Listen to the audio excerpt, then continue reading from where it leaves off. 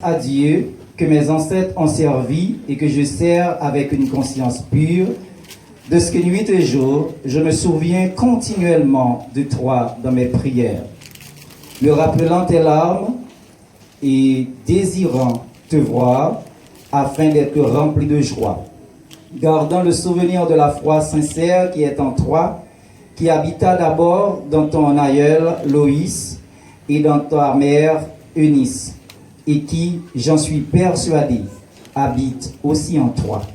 C'est pourquoi je t'exhorte à ranimer la flamme du don de Dieu que tu as reçu par l'imposition des mains. Car ce n'est pas un esprit de timidité que Dieu nous a donné. Au contraire, son esprit nous remplit de force, d'amour et de sagesse. N'aie donc point honte du témoignage à rendre de notre Seigneur, ni de moi, son prisonnier, mais souffre avec moi pour l'Évangile, par la puissance de Dieu. Amen. Amen. Veuillez vous asseoir, s'il vous plaît. Nous allons réfléchir ce matin sur ce sujet, le travail du Saint-Esprit dans notre vie. Le travail du Saint-Esprit dans notre vie. Le texte que nous venons de lire ce matin rapporte l'histoire d'un père spirituel s'adressant à son enfant bien-aimé, savoir Paul, le père spirituel, et Timothée, son enfant bien-aimé. Au début du texte du chapitre 1er, l'apôtre Paul annonce à Timothée, ou rappelle à Timothée, les bénéfices que nous avons trouvés en acceptant Jésus-Christ ou dans l'Évangile.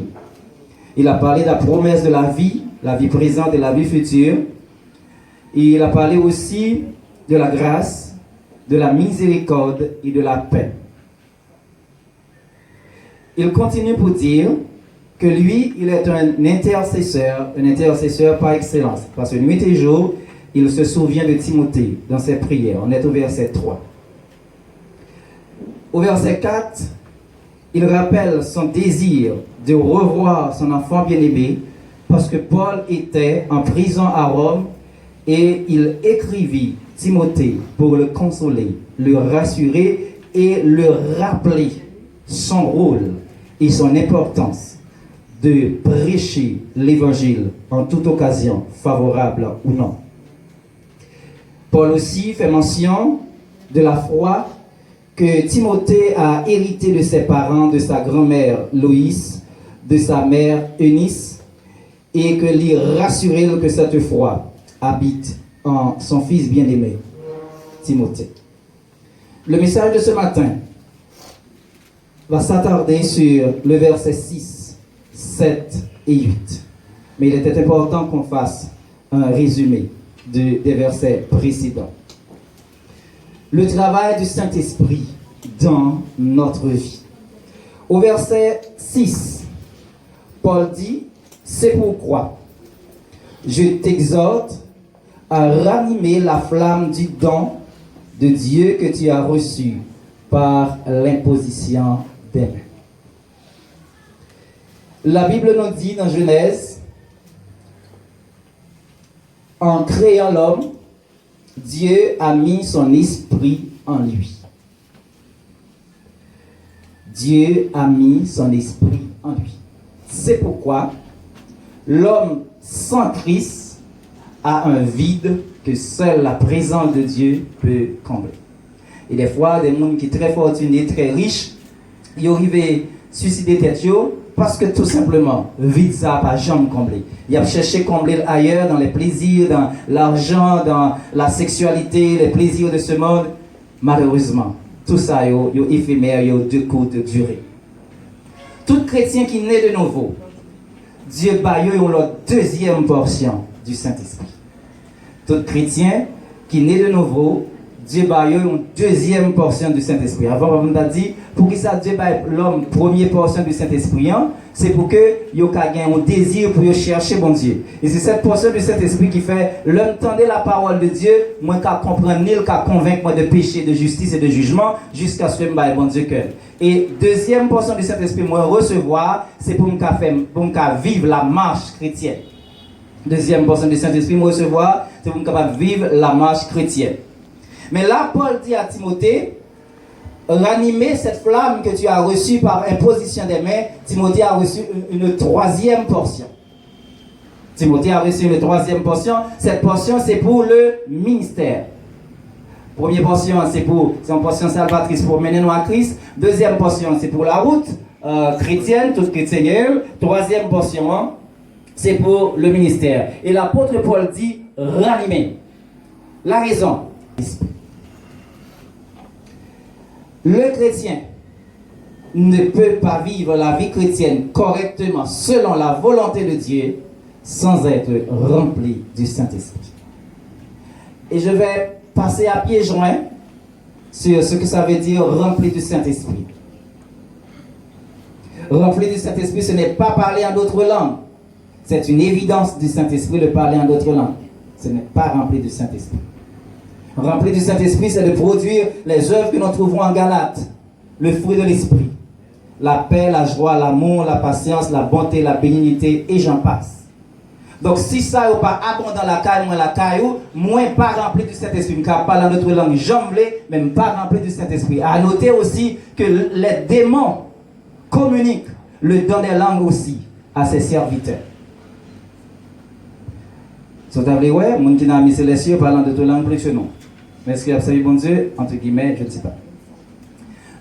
Paul dit à Timothée de ranimer cette flamme. Ranimer, ça veut dire redonner l'activité, ou du moins redonner de la vigueur. Ça veut dire Timothée, tu as besoin d'un ministère, il y a l'autre coup de push pour aller de l'avant, ou du moins tu as besoin de ressaisir pour aller de l'avant avec ministère. Paul a demandé à Timothée pour ranimer flamme ça, parce que sans sa flamme ça, c'est difficile pour Timothée river côté bon Dieu voulait river. Il pas dire créer flamme non. Il pas dire inventer, il pas dire chercher. Il pas dire créer, il pas dire inventer, il pas dire chercher. Il dit ranimer, c'est que tu es déjà là. Si tu te manges dans un four par exemple, bon moment qu'arrivé au cas décider diminuer volume non, ou du moins si tu as décidé augmenter volume non, dépendant de où, dépendant de ce qu'on va faire pour le moment. Donc Paul elle dit ranimer, il veut dire augmenter volume non. Faire en sorte que l'autre monde ait puissance mon Dieu dans où, faire en sorte que puissance mon Dieu dans où est active, est au bénéfice des saints. Et c'est ça Paul te dit. Mais comment ranimer la flamme de l'évangile? Éphésiens chapitre 5 verset 19 nous donne la réponse. Entretenez-vous par des psaumes, par des hymnes, par des cantiques spirituels, chantant et célébrant de tout votre cœur les louanges du Seigneur. Je reprends. Entretenez-vous par des psaumes, par des hymnes, par des cantiques spirituels, chantant et célébrant de tout votre cœur les louanges du Seigneur. Êtes-vous des adorateurs à temps partiel ou à plein temps? Sommes-nous des adorateurs à temps partiel ou à plein temps? Sommes-nous des lecteurs, ou des analystes, ou des méditateurs de la parole de Dieu à temps partiel ou à plein temps? Paul dit aux Éphésiens, il a besoin d'entraîner. Même si un soldat dans la guerre, il a besoin d'entraîner d'abord. Paul nous demande de nous entraîner en faisant la lecture des psaumes, ou du moins la lecture de la parole de Dieu. Disons, mais la méditation de la parole de Dieu, en chantant des cantiques, en louant le Seigneur et en l'adorant de tout notre cœur. Bien-aimés, fort souvent, nous quittons circonstances la vie, prends cantique nous quittons circonstances la vie, prends adoration non seulement garder circonstances, non pas garder bon Dieu. Mais n'encourage au matin, devant circonstances difficiles, c'est pas yo pour garder, c'est bon Dieu pour garder. Parce qu'on a un texte chanté, il dit, un regard pour moi suffit. Et si vous regardez Jésus, vous regardez les bons regards seulement, vous allez sentir bien dans la peau. Vous allez sentir aucune force nécessaire pour traverser la route là. Je ne sais pas quelle situation vous traversez matin. Je ne sais pas quelle situation tout voler adoration et l'orange. Qui ne faut pas aller la parole de Dieu, pas méditer la parole de Dieu. Moi, je vais dire matin, la raison c'est que le Saint-Esprit va ranimer dans la vie. Et si le Saint-Esprit va ranimer dans vous, il y a pile possibilité, bien aimé, pour abandonner la foi. Jésus-Christ lui-même te dit, l'homme a retourné. Est-ce que je viens de la foi sur la terre? Pour te connaître, Timothée, c'était un homme de foi. Mais est-ce que vous-même matin, vous réalisez son homme de foi? Est-ce que vous-même matin, vous réalisez son femme de foi? En ranimant cette flamme de notre vie, nous avons le travail pour bon Dieu dans le sens que mon Dieu voulait. Nous avons côté bon Dieu voulait noyer. Nous avons allé dans le sens que bon Dieu voulait aller. Et nous avons compris qui ça bon Dieu voulait faire pour nous opérer avec bon Dieu ça, dans le temps que les mêmes les voulaient. Si tu en permets, moi, nous allons avoir 4 points matin.